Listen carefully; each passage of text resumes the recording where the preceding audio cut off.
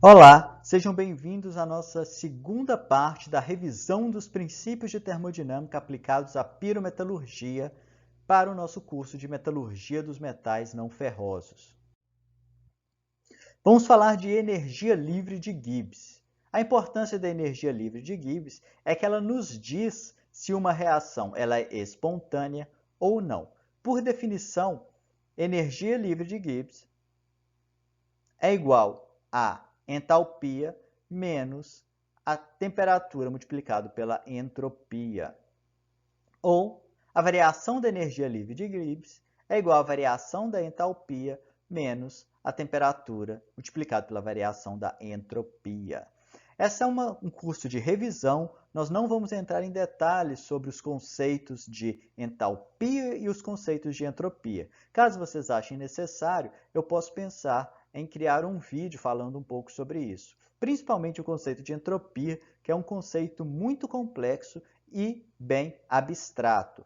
Por definição, pessoal, se o ΔG, a variação do ΔG, for negativa, o processo é espontâneo. Se a variação for positiva, o processo não é espontâneo. E se o ΔG for igual a zero, a reação ou o processo estão em equilíbrio.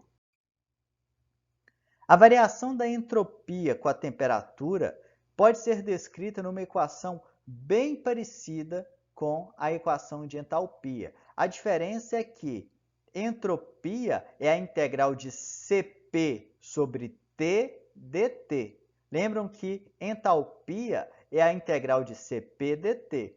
Logo, se eu quero a variação da entropia numa temperatura acima de 298 graus Celsius, essa variação de entropia será igual à entropia a 298 graus Celsius, que é tabelado, mais a integral de Cp sobre T dt de 298 até a temperatura em que eu quero calculá-la. Considerando as condições padrão, pessoal, a atividade dos sólidos e líquidos puros igual a 1, das substâncias em solução, da concentração da substância em solução igual a 1 mol por litro, da pressão igual a 1 atm, nós podemos escrever a nossa clássica equação de ΔG padrão da seguinte forma. Variação da energia livre de Gibbs padrão é igual à variação da entalpia padrão menos a temperatura multiplicado pela variação da entropia padrão. Em geral, nós fixamos a temperatura de 298 Kelvin e consideramos as condições padrão também a essa temperatura e assim tabelamos diversos dados. Mas essa equação é a principal equação que nós temos que gravar. Mas para determinar se um processo ele é espontâneo ou não, eu tenho que encontrar o ΔG e não o ΔG0. Para encontrar o ΔG, eu posso escrever a equação também dessa forma. Olha, variação da energia livre de Gibbs é igual a variação da energia livre de Gibbs padrão mais RT ln de Q. Para um sistema do tipo A mais B formando C mais D, Q vai ser igual a atividade, o produto das atividades dos produtos sobre o produto das atividades dos reagentes. Lembrando que aqui eu não estou considerando os coeficientes estequiométricos. Caso eu esteja considerando os coeficientes estequiométricos, eu irei elevar estes termos ao coeficiente estequiométrico. Eu não posso me esquecer disso. No equilíbrio, ou seja, quando ΔG é igual a zero, a minha reação pode ser escrita dessa maneira. ΔG é igual a menos RT ln de K. Esse termo aqui inteiro e elevado aos seus respectivos coeficientes estequiométricos, que não está mostrado aqui, no equilíbrio, eu vou chamar de K. ΔG0 é igual a menos RT ln do K, a minha constante de equilíbrio. Lembrando que ΔG é igual a ΔG0 mais RT ln de Q, eu posso escrever que ΔG é igual a menos RT ln de K mais RT ln de Q. Agrupando tudo, eu tenho que ΔG é igual a RT ln de Q sobre K. Gravem essa equação e ela é importante para nós. Vamos fazer um exercício para fixar esses conhecimentos. Um dos processos de obtenção do magnésio metálico por vias pirometalúrgicas envolve a redução do óxido usando silício como redutor.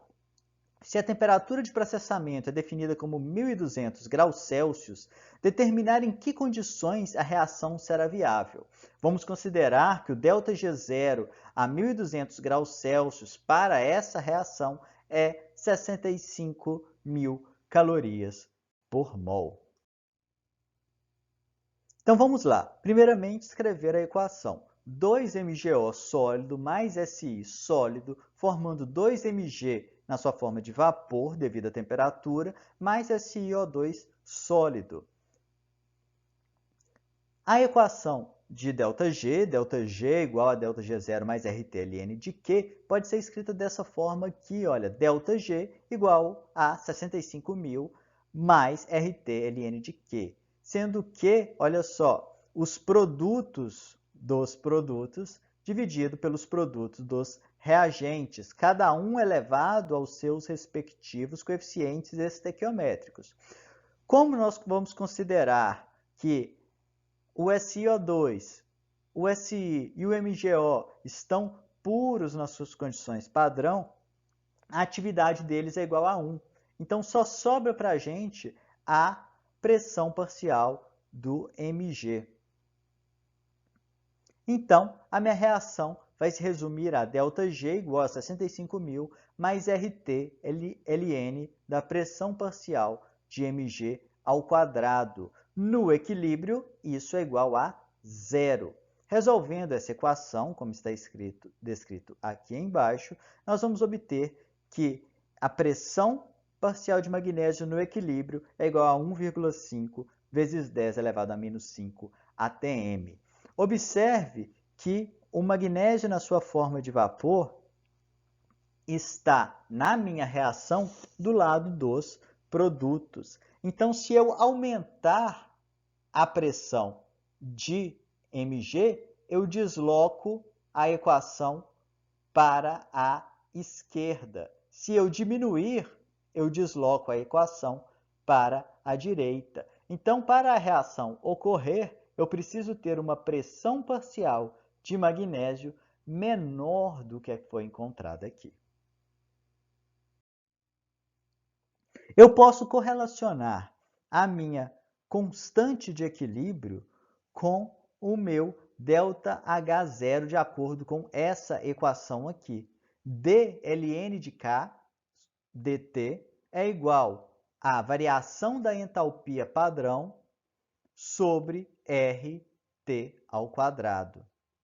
Resolvendo essa equação, eu vou obter que ln de K é igual a menos a variação da entalpia padrão sobre RT mais uma constante de integração.